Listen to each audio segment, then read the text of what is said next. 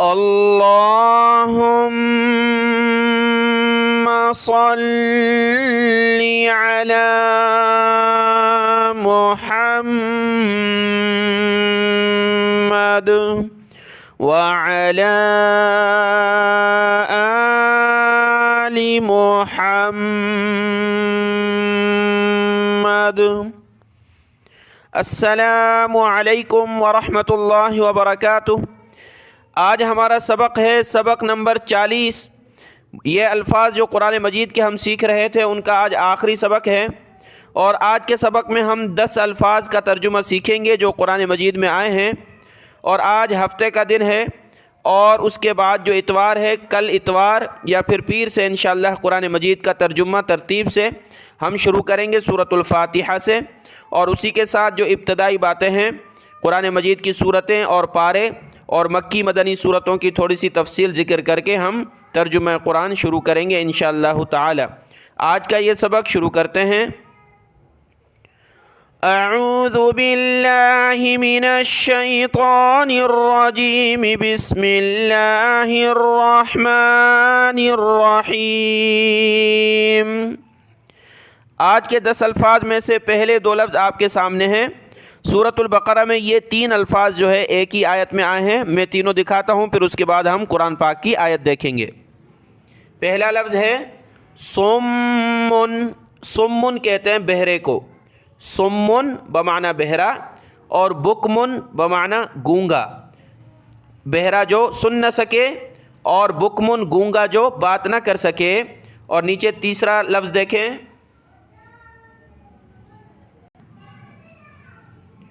اور تیسرے لفظ جو ہے عمیٌ۔ عمیٌ یعنی اندھا جو دیکھ نہ سکے، عمیٌ یعنی اندھا جو دیکھ نہ سکے۔ یہ تینوں ایک ہی آیت میں آئے ہیں، آیت دیکھتے ہیں۔ سورۃ البقرہ کی آیت نمبر 18 ہے، صُمٌّ بُکْمٌ عُمْیٌ فَہُمْ لَا یَرْجِعُونَ۔ صُمٌّ بہرے ہیں، بُکْمٌ گونگے ہیں، عُمْیٌ اندھے ہیں، فَہُمْ لَا یَرْجِعُونَ پس وہ سیدھے راستے کی طرف نہیں لوٹیں گے، نہیں رجوع کریں گے۔ رجوع کہتے ہیں لوٹنے کو۔ تو صُمٌّ بمعنی بہرا، بُکْمٌ بمعنی گونگا، عُمْیٌ بمعنی اندھا۔ تو دیکھیں یہ جو آپ کو ترجمہ نظر آ رہا ہے یہ میرے پاس موجود ہے 2 جلدوں میں۔ اب چونکہ ترجمہ شروع ہونے والا ہے تو یہ میرے پاس ہے، اس کی یہ لائنیں دیکھیں، یعنی تجویدی قرآن مجید ہے، اور اسی کے ساتھ اس کا با محاورہ ترجمہ ہے۔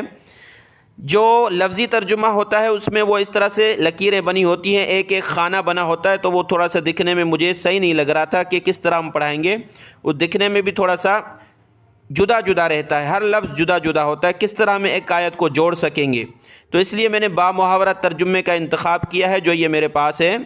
اب آپ دیکھیں کہ کیا یہ صاف نظر آ رہا ہے یا نہیں، آپ اپنی کمنٹ میں بتا سکتے ہیں۔ اور اسی طریقے سے کیا یہ سمجھ رہا صحیح ہے یا اس کا الفاظ مشکل ہیں، پرانی اردو تو نہیں ہے، بالکل یہ واضح ہے میرے حساب سے۔ تو اسی ترجمے میں شروع کروں گا انشاءاللہ ابتداً، اگر سمجھ نہیں آئی بات تو ہم تبدیل کریں گے۔ جس بہن کے پاس، جس بھائی کے پاس جو ہمارے ساتھ پڑھنا چاہتا ہے، جڑنا چاہتا ہے، اس کے پاس جو بھی ترجمہ اردو کا موجود ہے وہ اسی پر شروع کرے، انشاءاللہ اسی کے اعتبار سے وہ سمجھتا جائے گا۔ لیکن اگر اس سے مطابقت نہیں ہوتی، اس کو اطمینان نہیں ہوتا، پھر وہ اپنا ترجمہ قرآن تبدیل کر سکتا ہے۔ فی الحال جو آپ کے پاس موجود ہے اسی سے آپ شروع کریں، انشاءاللہ آپ کو سمجھ آ جائے گا، اور ہم بھرپور سمجھانے کی کوشش کریں گے انشاءاللہ۔ اب جو اگلے الفاظ ہیں وہ دیکھیں۔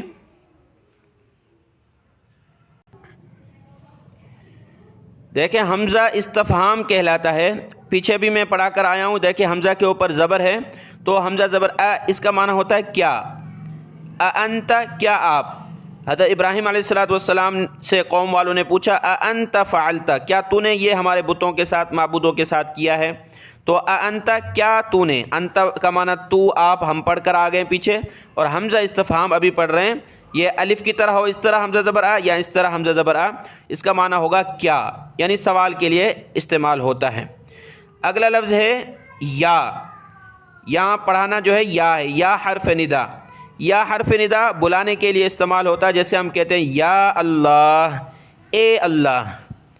یا اللہ اے اللہ، یا رحمان اے رحمان، یا رحیم اے رحیم، یا صمد اے بے نیاز۔ تو یا سے کسی کو بلایا جاتا ہے، اگر کسی کا نام زید ہے کہیں گے یا زید اے زید۔ تو یہاں ذکر ہے یا نار اے آگ، نار ہم پڑھ کر آئیں آگ۔ حضرت ابراہیم علیہ السلام کو قوم والوں نے جب آگ میں پھینکا تھا تو اللہ کی طرف سے حکم آیا تھا آگ کو، قرآن مجید میں ذکر ہے قلنا، ہم نے کہا یا نار اے آگ، کونی ہو جا۔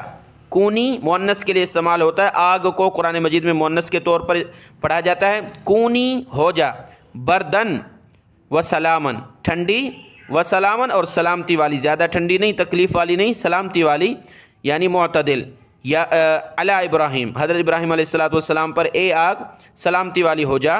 تو وہاں پکارا گیا یا سے، یا نارو اے آگ۔ تو یا حرف ندا پکارنے کے لیے آتا ہے، یا اللہ یا رحمان، اسی طریقے سے اگلے 5 الفاظ ہیں وہ دیکھیں۔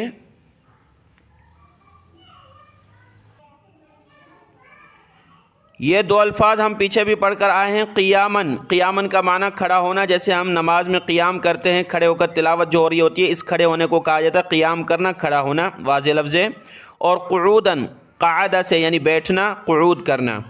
قرآن مجید کی جو پچھلے سبق میں نے آیت پڑھی تھی کہ وہ لوگ جو اللہ کو یاد کرتے ہیں قیام و قعودن، کھڑے اور بیٹھے، تو قیام کھڑا ہونا، قعود بیٹھنا۔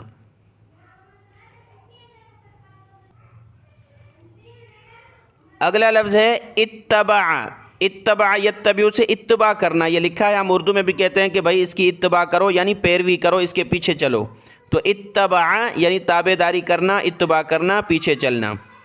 اور اسی طریقے سے یہ آخری سبق ہے الفاظ کا، تو ایسا ہے کہ میرے پاس ایک مائک ہے، آپ نے دیکھا ہوگا پچھلے 3-4 سبقوں میں پہلے کچھ مائک کی آواز تبدیل تھی اور اس میں آواز ہی بہت کم آ رہی تھی، تو ایسا ہے کہ میرے پاس ایک مائک ہے جو میں نے نورانی قاعدے کے پہلے سبق سے شروع کیا۔ نورانی قاعدے کا جو پہلا سبق پڑھایا، پہلا، دوسرا، تیسرا، وہ 90 سبق، تو اس کے ہوئے 100 سبق، پھر دعائیں پڑھیں، پھر سورۃ البقرہ سے شروع کیا پورا قرآن مجید۔ یہ مائک میرے پاس ہے، 1200 روپے کا لیا تھا۔ اب اس طرح سمجھ لیں کہ مجھے اس پر ترس آنے لگ گیا، رحم آنے لگ گیا کہ بہت چلا ہے یہ مائک، چل تو رہا ہے ابھی لیکن اس کو تبدیل کریں، ابھی تفسیر شروع کرنے کے لیے کوئی اور لیں۔ تو دوسرا نیا لیا، تو ایک لیا، دوسرا لیا، سب میں معنی جو ہے اس کی جو آواز بالکل خراب، بہت ہی اس کو صحیح طریقے سے استعمال کیا لیکن آواز کسی کی بھی نیچرل نہیں آئی جو اس میں آ رہی ہے، جو یہ 1200 روپے کا ہے۔ تو اب میں نے سمجھ لیا کہ اللہ نے اسی کا انتخاب کیا ہے تو یہی چلے گا۔ اب دوبارہ یہ لگا ہے، آپ نے 2-3 سبقوں میں محسوس کیا ہوگا کہ وہ پرانی آواز جو میری تھی، جو بالکل ہم جیسے ایک دوسرے کے سامنے بیٹھ کر پڑھ رہے ہیں ایک کلاس میں، وہی فیلنگ آ رہی ہے۔ تو اب انشاءاللہ یہی پرانا والا مائک چلے گا ترجمے میں، تفسیر میں انشاءاللہ۔ اور ہو سکتا ہے آپ نے نوٹ کیا ہو کہ کچھ خرابی مائک میں آئی تھی، وہ نئے مائک تھے جو ہمارے کام کے نہیں ہوئے، یہ وہی پرانا چل رہا ہے ماشاءاللہ، ابھی چل رہا ہے۔ تو اتبع، اتباع کا معنی اتباع کرنا ہے، اور اتخذ کا معنی بنانا۔ واتخذ اللہ ابراہیم خلیلا، اور اللہ نے ابراہیم کو خلیل یعنی دوست بنا لیا اپنا۔ تو واتخذ بنانا، واتخذ اللہ ابراہیم خلیلا، بنا لیا اللہ نے حضرت ابراہیم علیہ السلام کو اپنا خلیل۔